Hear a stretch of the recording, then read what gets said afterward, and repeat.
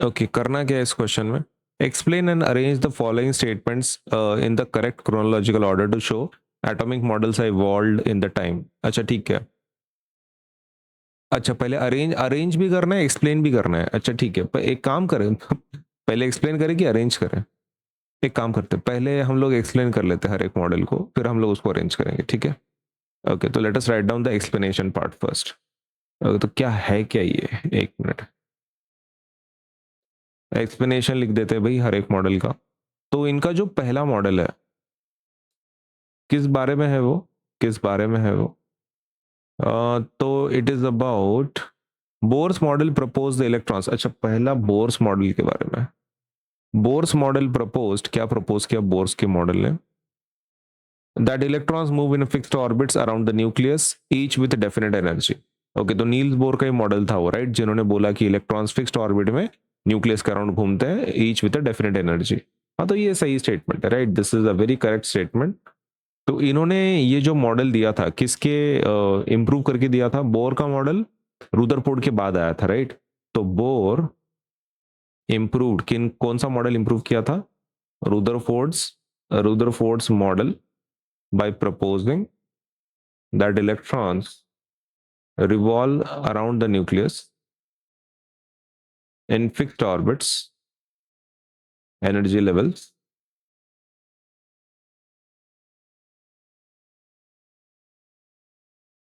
without losing energy। सही है ना? ये चीज किन्होंने एक्सप्लेन की थी? ये एक्सप्लेन की थी बोर ने, कि Bohr improved Rutherford's model by proposing that electrons revolve around the nucleus in fixed orbits. Okay, दूसरा जो है पॉइंट, उसका भी एक्सप्लेनेशन लिख देते हैं। थॉमसन्स मॉडल है, ठीक है, जे थॉमसन का ना। क्या यहाँ पे लिखा है? Depicted that atom as a plum pudding with electrons embedded in the sphere of positive charge.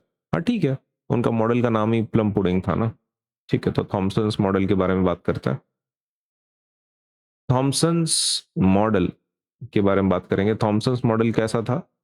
After the discovery of electron, after the discovery of the electron, Thomson proposed Thomson proposed the plum pudding model. plum pudding model in which electrons are embedded in a uniformly distributed positive charged sphere। Okay, तो electrons किस में embedded है? Electrons are embedded in a uniformly distributed positive charge sphere. ये Thomson ji ने बोला था, right, कि आसपास में सब आपका पॉजिटिव स्फीयर है और उसके अंदर सब आपके इलेक्ट्रॉन्स क्या है? एम्बेडेड है। तीसरा कौन सा मॉडल है? रुदरफोर्ड का। रुदरफोर्ड का मॉडल कौन सा था? प्लानिटरी मॉडल है, nucleus model. Model propose that atoms have a dense central nucleus. हाँ ठीक है, उनके एक्सपेरिमेंट में वही चीज पता चली थी कि न्यूक्लियस नाम की चीज होती है, तो we will write that Rutherford Rutherford's model. Okay, क्या लिखेंगे? Based on the gold foil experiment,